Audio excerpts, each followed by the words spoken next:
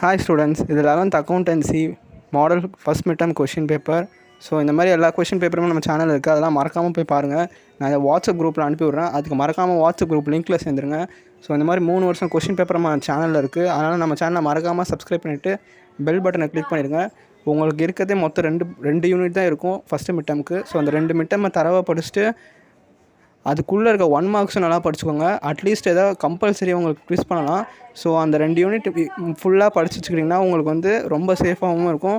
ஈஸியாக அக்கௌண்டன்சியில் நீங்கள் full mark எடுத்துடலாம். 12th அக்கௌண்டன்சி உங்களை பொறுத்தளவுக்கு 10 சாப்டர் தான் இருக்கும்.